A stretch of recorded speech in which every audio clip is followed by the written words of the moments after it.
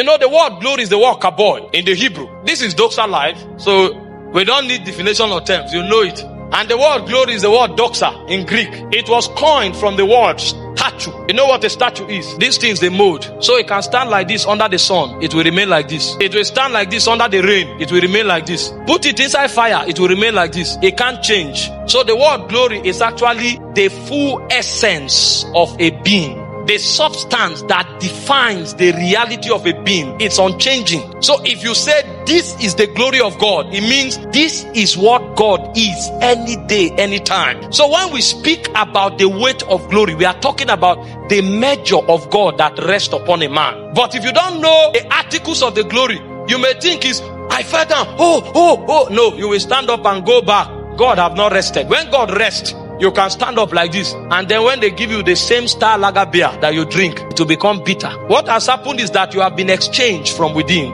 You carry the nature of the serpent, but the nature of God has entered. So Paul said in 1 Corinthians 15:48 and 49 that the same way we bore the image of the earthly, we must bear the image of the heavenly. What Paul was saying is that we must exchange mortality and wear immortality. But what are the articles of immortality? The first is spirit. What it means is that God is a spirit, so his realities begins from the spirit. If you want to define the essence of God, you can't take reference from material or corporal reality. The essence of God's reality flows from the spirit. So if you look at a man's life and his reference is not in the spirit, he doesn't carry glory. He can act it and call his name Jesus. You know, in Mexico there are people that bear Jesus. It doesn't mean they carry glory. You want to see a man that is full of glory, he defines and draws the reference of his life from spirit, the realm of God. This was the life that Jesus mirrored as the pattern man. In Isaiah chapter 11 from verse 2,